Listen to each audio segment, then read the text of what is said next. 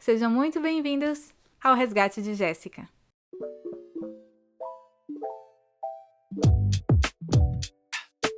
Oi, gente! Eu tô muito entusiasmada com o episódio de hoje. Porque, bem, como vocês estão vendo até agora, praticamente todos os nossos episódios eu falei sobre trauma, sobre vínculos, sobre a teoria do apego seguro, sobre respostas traumáticas e como isso afeta a nossa personalidade. Ou seja, os assuntos que eu mais gosto, mas eu tava observando que eu trouxe, né, os problemas, mas ainda não trouxe soluções. Exceto por alguns episódios em que eu acabei falando alguma coisa ou outra, mas eu tava sentindo falta de trazer um episódio que a gente conseguisse falar e abordar sobre realmente como começar esse processo, então, de cura. Se você tá aqui, se você tá acompanhando esse episódio, eu acredito que você já descobriu até aqui que você com certeza passou por traumas na sua infância.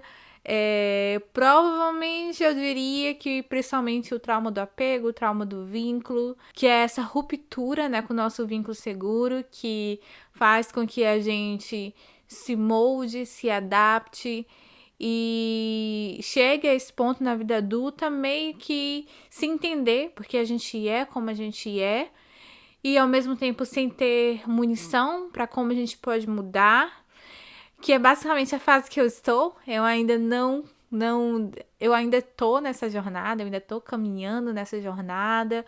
E como eu falei, né, o motivo de eu ter feito o podcast foi porque, estando nessa jornada, eu estou tendo vários insights, vários momentos, assim, que estão virando chaves, que estão mudando minha vida. E por isso que eu decidi trazer aqui e compartilhar com vocês. Então, no episódio de hoje, a gente vai falar sobre estratégias, sobre coisas, né, que a gente pode fazer, como que a gente pode se observar e começar a se curar, né? Se você, né, tem se observado e tem percebido, né, ok, eu me identifico com tudo isso, eu acho que realmente várias coisas da minha personalidade, na verdade, são só respostas traumáticas, eu acho que eu não tenho inteligência emocional, eu acho que eu reajo de forma exacerbada para certas situações, eu sinto que as coisas me afetam de uma forma mais intensa do que as outras pessoas, eu sinto que eu não consigo ter relações saudáveis, eu sinto que eu só acabo entrando em relacionamentos que são furadas ou que são abusivos, ou eu não consigo, né, criar uma conexão real, seja lá quais forem, né, as coisas que você se identificou até aqui. Muito provavelmente, então, você está nessa busca, né, de tentar se reconectar consigo mesmo, de tentar se resgatar e de curar a sua criança interior.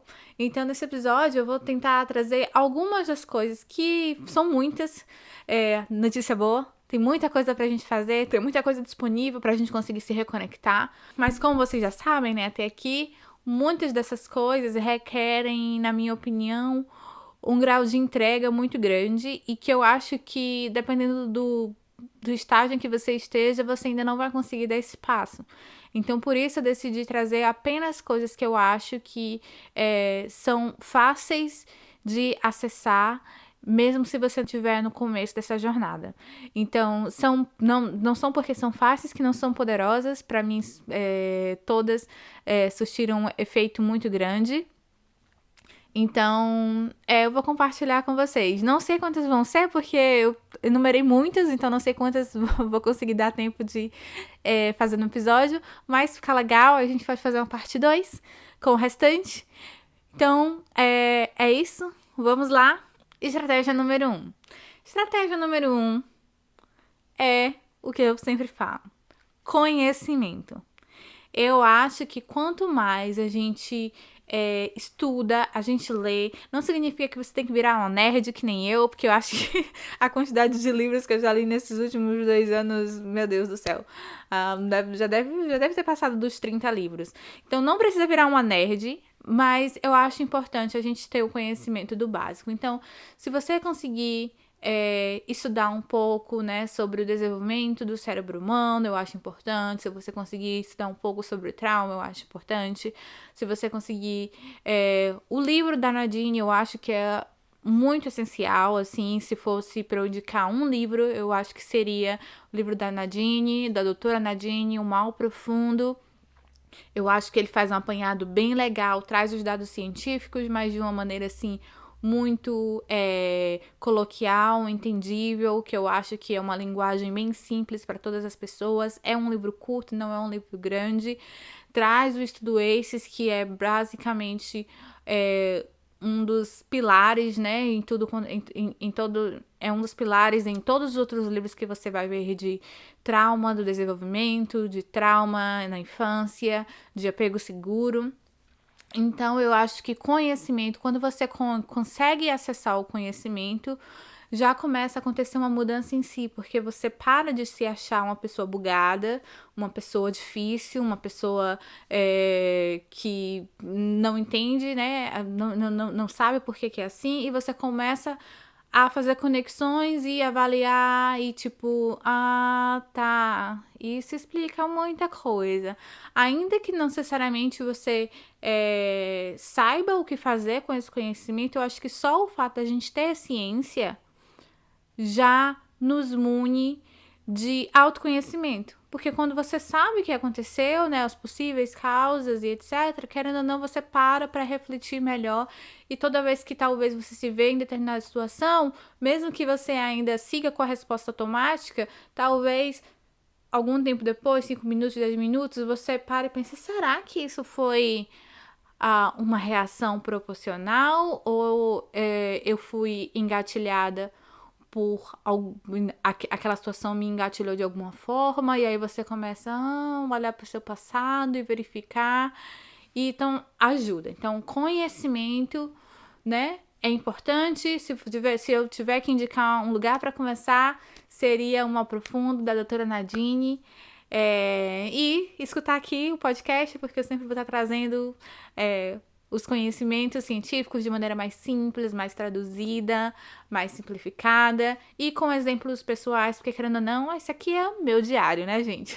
Segunda estratégia é que você comece a identificar essas reações desses momentos de luta ou fuga. Eu acho que eu ainda não expliquei, mas eu acho que a maioria de vocês aqui já devem, né, se vocês estão aqui até agora, provavelmente vocês já estão familiarizados, mas explicando rapidinho, né, nós, enquanto espécie, né, nós temos uma necessidade por sobrevivência.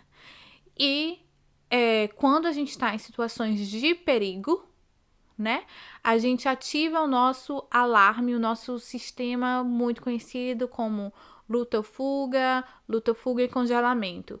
Então, imagine, né, esse é um exemplo que está no livro lá, da doutora Nadine. Então, ela fala o seguinte, né, imagine que você está numa floresta e aí você tá entrando nessa floresta e tal, e você vê um urso.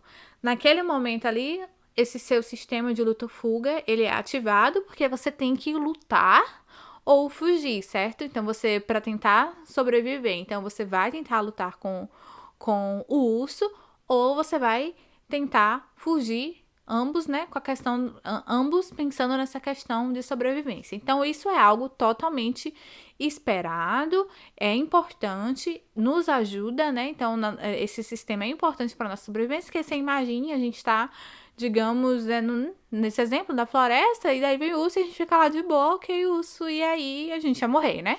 Então, isso é muito importante a gente entender, porque o sistema luta-fuga, ele é importante, ele é legal, ele é massa, tá aqui para nos ajudar. O problema, e aí é que ela faz essa metáfora muito massa, que ela fala, o problema é quando o urso vive lá na sua casa com você e você tá com o urso o tempo todo. Então, você tá o tempo todo em estado de alerta, o tempo todo com esse sistema luta-fuga ativado. E aí que entra o estresse tóxico, né? E que causa todos esses problemas de saúde mental, de saúde biológica, que a gente tem falado até aqui, quando esse sistema ele ativa mesmo quando não estamos em situações reais de perigo. E quando essas situações são mudadas, né? Quando que o cérebro faz essas conexões? lá na nossa infância. Então, quando a gente vivia certas situações, por mais que aquilo ali não fosse um perigo real, eminente, o nosso cérebro entendeu, principalmente as situações em que colocam em risco a nossa relação de apego, porque como a gente sabe também, né, enquanto espécie, nós seres humanos, a gente só sobrevive se tem alguém para cuidar da gente, né? A gente não é como outras espécies que nascem e estão prontas para o mundo. A gente precisa de cuidado. Então, por isso que o fato de a gente precisar de cuidado, né? É por isso que qualquer coisa que afete essa relação de apego, qualquer coisa que põe em risco, se acontece A, B, C e esse A, B, C tá colocando em risco o meu relacionamento com o meu cuidador primário, então essa A, B, C são situações de perigo, estão colocando a minha vida em perigo. E aí, quando a gente não tem ciência, a gente é criado, né, em lares, né, em que a gente não tem, em que os nossos pais, os nossos adultos, os nossos cuidadores primários não têm essa ciência, a gente acaba, nosso cérebro acaba escaneando várias situações de perigo, colocar aqui no nosso, né, na nossa base de dados, que na verdade não eram, mas essas situações colocavam em risco nossa relação de apego. Exemplo, dando um exemplo meu. Quando eu estou numa interação, né, com uma pessoa, qualquer pessoa, né, e eu tenho que dizer um não por alguma coisa, pra mim isso é muito difícil dizer não pra essa pessoa, né, por mais que hoje eu seja adulta e eu sei que eu dizer um não tem nada a ver com, não significa que a pessoa, né, não vai ser mais meu amigo ou que vai me odiar pra sempre. Não, porque somos pessoas e às vezes eu tenho minha necessidade, a pessoa tem a nossa necessidade e tudo bem. A pessoa pode ficar chateada, pode. Mas isso não necessariamente é uma situação de perigo. A gente pode até conversar depois, etc. Mas no meu histórico, no meu banco de dados do meu cérebro, o que ficou gravado foi que quando eu digo não, eu estou colocando em risco essa relação com a minha figura de apego. Então, eu tenho que dizer sim, me esforçar, fazer tudo o que a pessoa quer. Então, recentemente, eu comecei a aprender a dizer não, porque eu entendi, ok, agora que eu tenho acesso a esse conhecimento, tá, então meu corpo tá sinalizando perigo aqui, eu tô ficando ofegante, meu coração tá disparado, mas não é perigoso, eu posso dizer não e tá tudo bem. E se a pessoa ficar chateada, eu posso sustentar isso, entendeu? Eu não preciso me desesperar, porque também às vezes eu dizia não, mas aí quando eu via no rosto da pessoa o desapontamento, eu já tentava corrigir e tal. E agora eu sei, não, eu posso sustentar, a gente pode conversar, eu posso ficar chateada, ela pode ficar chateada, e a gente se ajusta, porque estamos num relacionamento saudável, né? Porque se a pessoa não consegue sustentar meu não, significa que eu tô num relacionamento abusivo. Então, para essa segunda estratégia, o meu dever de casa para você é que você comece a tentar analisar esses padrões seus, esses momentos em que você sente que você entra nesse lugar de luta ou fuga, mesmo que não seja uma situação de luta ou fuga. Então, é quando você diz um não, é quando a pessoa fala que tá chateada com você, ou que tá triste com você, é quando talvez você manda mensagem e a pessoa não responde. Então, vai analisando essas situações que você vê, né, que é um padrão e que te traz um desconforto muito grande. Porque todas essas coisas, afinal, são situações do cotidiano, da vida adulta real. Então, elas não deveriam ativar esse sistema. A gente pode ficar chateada, a gente pode ficar triste, a gente pode, né? Mas a gente não pode ficar nesse estado de alerta. Então, se observe, preste atenção, vá talvez anotando as coisas que você vai observando, vai pegando as principais. No geral, por mais que tenha situações diferentes, no geral, elas vêm da mesma raiz. Então, vai anotando, vai tentando fazer conexões, talvez tentar avaliar na sua história qual foi a primeira vez que você sentiu aquilo. E aí, você tendo esses padrões, vai ficar muito mais fácil de você reconhecer eles quando eles vierem. Porque aí, por mais que você ainda se ative, ainda fique e ainda fica com o sistema luta-fogo ativado, você tendo já, né, essa listinha, tendo anotado, tendo compreendido isso, você começa então a ter mais clareza dos seus gatilhos. E isso, na verdade, também é E isso que eu vou falar agora é, na verdade, algo também que eu aprendi recentemente, porque a gente tem muito essa ideia também de gatilhos serem algo do que as pessoas fazem. Então, a gente tá sempre, tipo, colocando como se fosse a pessoa. Então, essa pessoa me gatilha, essa pessoa, aquilo é um gatilho pra mim, blá, blá, blá. Mas, na verdade, o gatilho, ele é o que tá dentro de nós. Então, é a nossa interpretação daquilo ali que tá acontecendo. Então, é mais, quando a gente a gente descobre um gatilho, não é que, tipo assim, nossa, isso aqui tá me dando gatilho, então vou evitar isso. Não, é justamente o contrário. Isso aqui me dá o gatilho, e aí você tem que se perguntar, por que que isso me dá gatilho? O que que aconteceu que fez com que eu interpretasse essa situação, essa expressão, essa ação, essa forma de falar, esse jeito de fazer as coisas? Por que que isso foi interpretado em mim, algum dia no meu passado, como sendo algo que representasse perigo da minha vida? E aí, quando você consegue ter essas avaliações e aprofundar nisso, é que você vai, então, começando esse processo de autoconhecimento, porque você vai na raiz do problema, passa a se autoconhecer. E aí, quando você começa a se conhecer, é que você consegue, então, a parar de agir no automático, né? Que tudo isso é a resposta automática, e você começa então a ter escolha, porque quando você não tem ciência, você age no automático porque é o seu automático. Mas quando você começa a ter, né, conhecimento e autoconhecimento, você começa então a ter escolha. Você começa até a prever, nossa, se fulano dizer não, digamos que o seu gatilho seja quando alguém te diga não, e para isso é muito doloroso. Se você começa a fazer esse processo e aí você vai fazer um convite, né, em vez de você ir no cego, né, no escuro e receber, né, aquele não e aí isso ser gatilho para você, você já começa a, nossa, eu vou chamar fulano para isso, para aquilo, né, para aquilo outro. E se ele disser não, como que eu vou responder? Você já se prepara para aquilo ali e você já começa, então, a remodular, porque essa também é outra coisa maravilhosa sobre trauma, sobre trauma, né, e com certeza, sobre cura, que o nosso cérebro, ele é plástico. Tem um superpoder que o nosso cérebro tem, que se chama neuroplasticidade. Então, a gente tem o poder, todos esses caminhos que foram feitos lá no nosso passado, né? Que A é igual a B, que B é igual a D e por aí vai. A gente consegue remodular eles. A gente tem o poder de como reconfigurar o nosso cérebro, reprogramar. Então, todos esses padrões que hoje você tem e que você sente, né? Que são resultados desses traumas, você tem como reconfigurar. Nosso cérebro, ele é plástico e ele pode ser remodulado. A gente precisa colocar, né? Precisa trabalhar nisso, mas é possível. Essa é uma das coisas mais lindas, né? Sobre esse conhecimento todo, porque às vezes a gente quando a gente começa a estudar, começa a ouvir,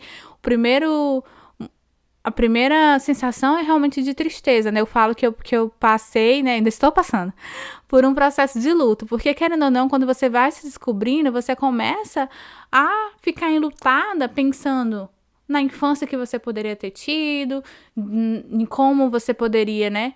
Nos caminhos que você poderia ter seguido se você tivesse tido a inteligência emocional, né? Tivesse tido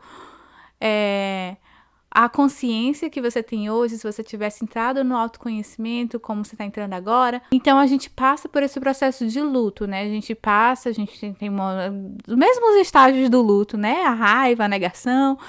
A gente vai passando por eles, mas é muito lindo quando a gente vai chegando do outro lado e que a gente descobre, não, ainda há tempo, né? E a neuroplasticidade é uma das coisas que me reforça muito isso, de que eu ainda tenho como reconfigurar meus padrões, eu ainda tenho como remodular, ainda há tempo. Enquanto a gente tiver um cérebro aqui que ativo, funcionando, a gente tem como remodular. A próxima estratégia, tem gente que chama de autoacolhimento, eu gosto de chamar de autoparentalidade. Eu ainda tenho até minha tatuagem aqui, né, em inglês, self-parenting. E porque eu gosto muito desse conceito da gente ter a capacidade de nos dar aquilo que nos faltou. A gente, como eu falei, a gente entra nesse estágio de luto, né? E às vezes a gente fica nutrindo esses sentimentos de raiva, de mágoa, de rancor, por conta do que poderia ter sido, né? Mas é o que eu falei, a gente não tem como mudar o passado, mas a gente tem como mudar agora o presente e assim ter resultados diferentes no nosso futuro daqui para frente, né? E uma das coisas que é muito potente, né, nesse processo é a autoparentalidade, o autoacolhimento, é a gente conseguir se dar aquilo que a gente não teve. Porque o que acontece? A forma como os nossos cuidadores lidavam com as nossas emoções é o que molda o nosso diálogo interno, o que molda a nossa autoestima. Então, sabe aquela sensação de determinadas situações em que você escuta aquela voz interior, né? Pra mim, por exemplo, vou dar um exemplo, né? Gosto de dar meus exemplos, que eu acho que fica muito mais fácil quando eu trago exemplos. Pra mim, por exemplo, quando eu quebro alguma coisa, eu começo a falar, nossa, Jéssica, como você é desastrada. Meu Deus, eu quebro tudo, como é que pode? Né? Comprei um negócio hoje, comprei um negócio ontem, nananã. E hoje eu sei que esse é o meu diálogo interno, que foi moldado lá na minha infância. Então, isso é muito importante a gente entender, porque às vezes a gente fica repetindo várias coisas nesses momentos assim de frustração. Para você talvez seja outra coisa. E há coisas positivas também, não é só coisas ruins. Por exemplo, para mim, como eu falei com vocês, da questão do perfeccionismo, de ser boazinha, de ser uma aluna nota 10, então, na minha construção de diálogo interno, eu sempre me vi como sendo uma pessoa a melhor.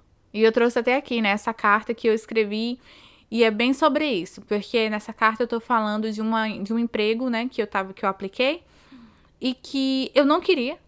Eu tinha outra vaga que eu tava muito mais afim e eu passei na que eu queria. Mas a outra que eu não queria não me chamou. E eu não queria, só que eu queria que eles me quisessem, sabe? Eu queria que eles me quisessem e eu queria dizer não. Quando eles responderam dizendo que era um não, antes de eu falar que não ia querer, isso me devastou. E aí eu conversando com meu esposo, e aí ele falando, mas não é essa vaga que você não queria, que você tava muito mais afim da outra? Eu falei, não sei o quê, porque você tá assim.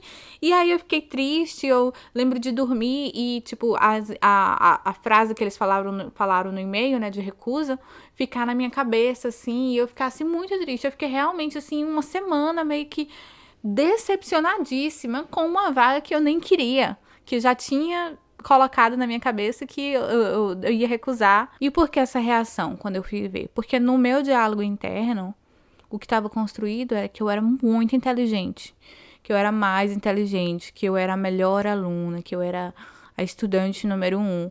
Então, para mim, não ser escolhida vai de encontro a esse meu diálogo interno, sabe?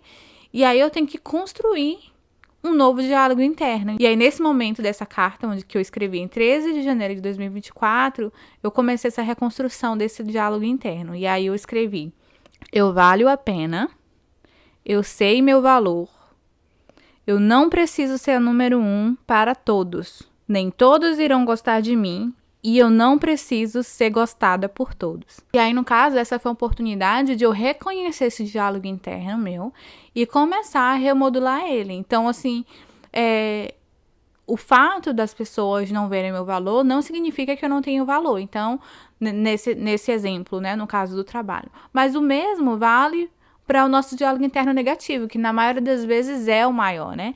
E aí, no exemplo que eu falei sobre, por exemplo, quebrar as coisas, como é algo muito assim, na verdade, não só quebrar, perder, deixar cair, coisas assim, para mim sempre me vem, né, a voz interna desse meu diálogo interno como você é desastrada, como você é desatenta, você não presta atenção, e etc. Então, quando a gente percebe isso, a gente vai conseguir o quê? Dar pra gente o que a gente não teve na nossa infância. Então, hoje você é um adulto. Então, você não precisa de um adulto para validar seus sentimentos. Você não precisa de um adulto para te tratar com carinho. Você pode fazer isso por você. Gente, isso é maravilhoso. Você pode fazer isso por você. Então, para essa estratégia, eu quero que você, ao analisar, né, seus padrões, e você começar a ouvir essas vozes do seu diálogo interno, vá tendo consciência e vá reformulando, porque o seu cérebro é plástico, né? E então você vai conseguir reconfigurar ele dando para você o que você não teve. Então vai aí pensando, né, nessas situações que te engatilham, né? E você vai reconfigurando, seja escrevendo, seja mentalizando, seja dizendo em voz alta na frente do espelho, e você vai perceber, né, que o nosso cérebro, ele é plástico. Então, isso vai se reconfigurando ao ponto de que essas situações não vão te engatilhar mais, porque você reformulou elas. Porque, né, quando a gente começa a praticar autoparentalidade, a gente começa, então, a suprir as nossas necessidades emocionais que não foram atendidas lá na nossa infância. E isso, né, vai ativando os circuitos neurais de segurança, ou seja, neuroplasticidade. E é isso que ensina, né, ao nosso cérebro essa nova forma de se relacionar com a dor. Então, se a dor, no meu caso, né, a rejeição, então de ter escutado o não na aplicação do emprego, mesmo sendo algo que não queria, aquilo ali ativou um lugar de dor para mim. Então, quando você começa a se autoacolher dessa forma, e aí seu cérebro vai começando a entender que aquilo ali que aconteceu não precisa causar dor, não, que aquilo ali que aconteceu não é dor, não algo normal. É como se você tivesse literalmente reprogramando, né, as conexões que ativaram aquele lugar de dor. Então você refaz aquilo ali. Obviamente, aos poucos, né? A gente é um caminhar, afinal são, não sei, 20, 25 anos, 30 anos agindo da mesma forma, mas a gente consegue remodular todos esses caminhos neurais até chegar ao ponto de que aquilo ali realmente não nos ative. Não significa que a gente não vai sentir. Vai sentir desapontamento, vai sentir tristeza, mas você não vai ficar no luta ou fuga, você não vai ficar uma semana pensando naquilo, você não vai ficar sem dormir, como é o meu caso, às vezes eu fico com insônia, fico repensando a mesma conversa, né? Voltando só as partes ruins do que a pessoa falou, por mais que a pessoa esteja sido educada e etc. Então é isso, faça esse exercício de se autoacolher, de começar a exercer a autoparentalidade e dar para você o que você não teve, porque você é adulta agora, você não precisa mais de mamãe e de papai para te oferecer nada de autoacolhimento, você é suficiente, você consegue fazer isso por você. E a próxima estratégia é autocuidado. E autocuidado é outra palavra também que anda muito em voga e que às vezes a gente banaliza, né? Eu não sei dizer porquê, mas fonte de vozes da minha cabeça me dizem que tem muito a ver com essa questão, com essa questão empresarial, né? De empresas começaram a usar a palavra e aí ficou uma coisa muito comercial no sentido de que quando a gente fala autocuidado, no geral, para a mulher, né, principalmente, acaba ficando muito relacionado a cuidar de si no sentido da beleza, né? E autocuidado não é só isso. Pode ser isso. Se pra você é um momento que realmente você tá ali se conectando consigo mesma, se é um momento que te relaxa, se te traz segurança, pode ser também. Mas não é só isso.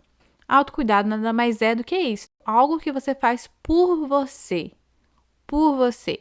Então, se você tá fazendo, se ir no salão, é algo que você faz por você, então é autocuidado. Mas se é para os outros ou se é mais estressante do que relaxante, então vamos rever, tentar descobrir o que é autocuidado para você. E aí, autocuidado pode ser qualquer coisa, como eu disse, algo que te gera essa sensação de calma e de segurança. Foi muito difícil para mim conseguir realmente perceber quais seriam as coisas que eu precisava nessa questão de autocuidado.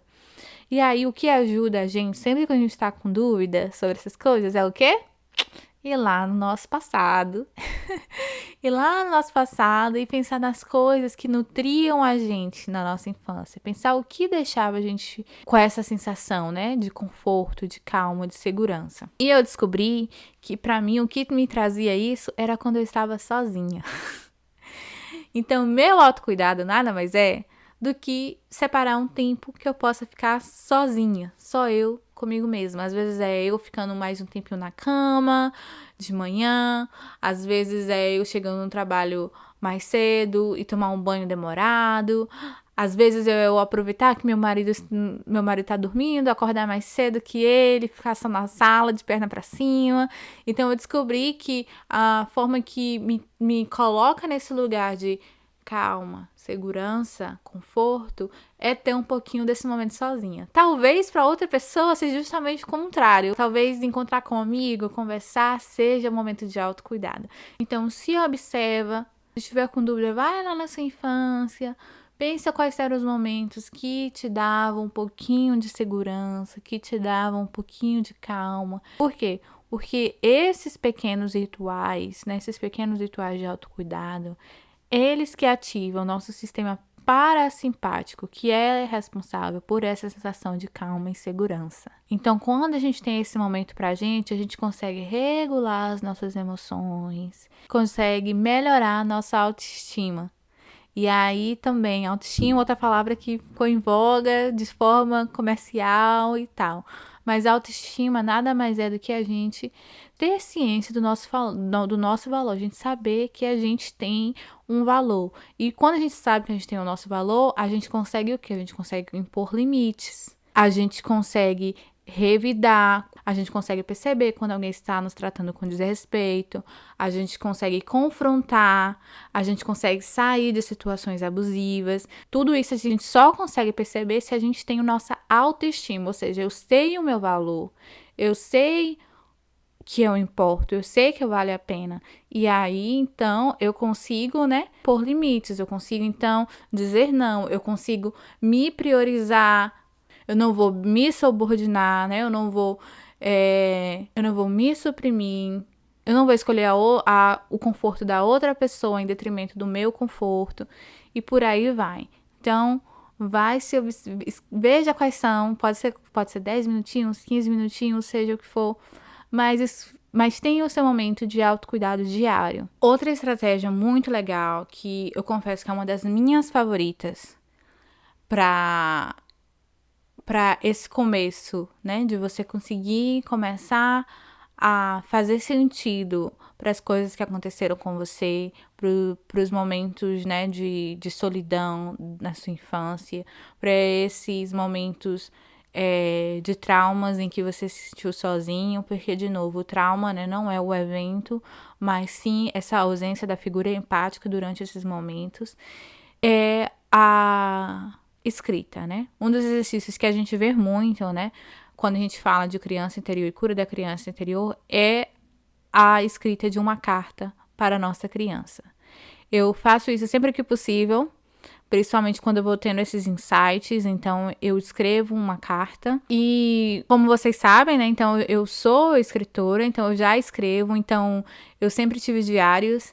Então, de certa forma, quando eu olho pra trás, eu olho assim pra minha criança, eu falei, nossa, que orgulho dela, velho, porque ela já estava, né, querendo ou não, ajudando nesse processo de cura, porque como eu sempre escrevi desde criança, querendo ou não, é muito legal de você ver que tem estudos sérios, né, falando sobre como isso nos ajuda a integrar eventos traumáticos. E eu ver e lembrar que na minha infância já fazia isso. Então, de certa forma, eu acredito que eu até me saí melhor, né? Cheguei a um resultado melhor do que o esperado dentro das circunstâncias. Porque eu acredito que talvez eu não tivesse escrita, né? Para me ajudar a fazer essa integração, né? Entre as emoções e fazer essa conexão, né? Entre o que eu estava sentindo e racionalizar ali no papel. Talvez eu teria chegado aqui aos 30 um pouco bem pior do que eu cheguei. Então, eu vou explicar melhor sobre essa questão para você. Então, por que escrever, né? Aí, quando a gente está escrevendo, a gente ativa, né, o nosso córtex pré-frontal, que é, né, já falamos algumas vezes aqui, que é essa nossa parte do cérebro aqui na frente, que é responsável pelo raciocínio, pela lógica.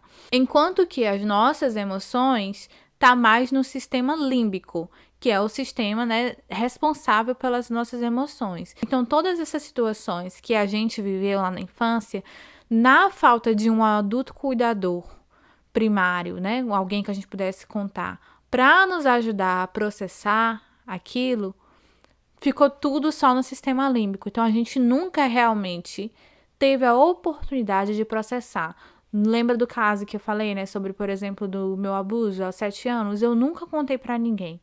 Então, o fato de eu nunca contar para ninguém significa que aquilo ali ficou impregnado só no campo das emoções. Ou seja, quando a gente tem o trauma, mas a gente consegue voltar, né, para o nosso estado de homeostase. A gente tem a gente está organizado, vem o trauma que nos desorganiza, mas a gente processa e organiza de novo. Mas a gente, enquanto criança, essa fase de organização, depois da desorganização, requer a ajuda de um cuidador, porque a gente não tem como processar ainda, por conta do que estamos em fase de desenvolvimento cerebral. Então, a gente precisa de um cérebro, o que eles chamam, né, de... Por isso que a gente vai ouvir muito falar em corregulação, porque é o quê? O cérebro do adulto que nos ajuda a passar por aquilo, processar. Se a gente não tem, a gente ficou pra gente. Então, se a gente passou por traumas na infância e a gente não teve um adulto que nos ajudasse nesse momento de processá-los, a gente nunca processou. E então, a escrita é o quê? Faz com que a gente coloque pela primeira vez, se você, como eu falei, não teve um adulto, você vai pela primeira vez processar aquilo ali racionalmente, porque agora você tem esse córtex pré-frontal desenvolvido. Então, quando você escreve aquela situação, você conta, né? Lá, você escreve no papel, você começa a dar sentido a esse caos emocional. E aí o cérebro, pela primeira vez, ele começa então a conectar a causa e o efeito, que você está colocando tudo no papel. E, pela primeira vez também, você vai conseguir nomear sentimentos. Porque o quê? A inteligência emocional também é construída o quê? Através de um adulto. E esse adulto precisa ter inteligência emocional, precisa ser inteligente emocionalmente para que a gente seja, então, inteligente emocionalmente. Como nessa situação, eu imagino que não éramos, né? Eu não era, imagino que você também não. Isso significa o quê? Que a gente não tinha nem nome para dar aos nossos sentimentos. A gente passou por coisas que lá na nossa infância a gente nem sabia como nomear.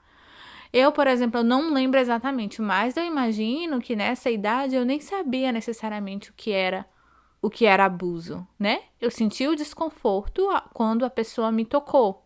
E aqui, gente, eu vou aproveitar esse momento só para poder exemplificar. Eu não sei se todo mundo tem noção, mas abuso não é só penetração, tá? Pode ocorrer penetração ou não. Carícia é abuso, mostrar a criança pornografia é abuso, seja foto, seja vídeo, fazer insinuação, encenação de cunho sexual é abuso. Então, abuso tem várias coisas. Então, tenham isso em mente quando eu for falar a palavra abuso aqui. Tá bom? Então, quando a gente tem esse momento que a gente consegue colocar no papel e nomear esses sentimentos que antes eram só vagos, que estavam só ali no campo das emoções, a gente consegue, pela primeira vez, fazer essa conexão. E esse processo de você escrever, de você colocar no papel, dá para o seu sistema nervoso essa sensação de quê? De previsibilidade, de segurança. E isso ajuda a reduzir, então, essa sensação de ameaça, né? O que vai ser essencial para a gente conseguir curar nossas feridas da nossa infância. E não é que aquilo ali vai parar de doer, né? Mas você consegue fazer o quê? Essa volta para a organização. Lembra que eu falei do trauma? Se a gente está organizado, desorganiza, processa, organiza de novo. A gente não conseguiu chegar aqui porque a gente não tinha alguém que a gente pudesse contar. E como a gente não pode voltar para o passado, né, para poder ter essa pessoa que vai lá nos ajudar a processar esse trauma, uma forma é a gente colocar no papel. Porque aí a gente tá, então, processando pela primeira vez essas coisas que aconteceram com a gente. E aqui separei alguns dados massa, porque eu sei que às vezes a gente fica falando, escrever como assim vai me ajudar? Então tem aqui os dados científicos, que é a parte que eu mais gosto, porque tudo que eu tô tentando trazer aqui, como eu falei pra vocês, é porque eu já pratiquei em mim mesma, e algumas coisas, como eu falei, eu acho que requer a gente andar mais um pouquinho para poder apresentar para vocês outras coisas legais também, muito massa, mas como eu falei, talvez fique para uma parte 2, mas para que eu acho que são coisas muito legais que com certeza vocês podem tentar e vão te ajudar já. E aqui vai a parte, alguns dados científicos, né, sobre o porquê a escrita nos ajuda. Vamos lá? Aqui eu tô usando como base os estudos do James Pennebaker. Eu acho que é assim que pronuncia. Ele que tem diversos estudos, diversos livros, falando sobre a associação da escrita, que ele vai chamar de escrita expressiva, né? Que é como você vai colocar no papel suas emoções. E ele que conduziu diversos estudos que provam por que disso ser eficiente. Então, vamos aos dados. Aí, né, um dos estudos mais famosos que ele fez foi feito com pessoas que escreveram sobre os seus traumas todos os dias, de 15 a 20 minutos, durante apenas 3 a 5 dias. 3 a 5 dias, todos os dias. E os resultados desse estudo mostraram que essas pessoas tiveram menor número de visitas médicas após a escrita. Elas melhoraram a sua resposta imunológica, inclusive o aumento de linfócitos T, que são essenciais, né, na defesa do nosso organismo. Redução de sintomas de depressão e ansiedade, que no geral é o que todos nós aqui estamos vivendo, né? Ou depressão ou ansiedade, no geral, é um dos resultados bem comum entre pessoas que estão no mesmo barco, que estão nesse mesmo barco que a gente. E a melhora na qualidade do sono e da memória. Ou seja, a nossa, de novo, né? Aquele paralelo, porque às vezes a gente fica separando corpo e mente como se fossem coisas isoladas, quando na verdade está tudo interligado. Aqui, de novo, a gente trabalhando o quê? Trauma, processamento de trauma, trauma na infância, escrita terapêutica e vendo o quê? Reflexos na nossa saúde física também, não apenas, né? Como aqui fala, né, de sintomas da depressão e da ansiedade, que me reduz, mas também melhora a nossa resposta imunológica e melhora a qualidade do nosso sono. Mais uma vez provando que está tudo conectado e que, de novo, nossos estudos ACEs, né, o como que as experiências da nossa infância vão afetar a nossa saúde, não só mental, mas física também.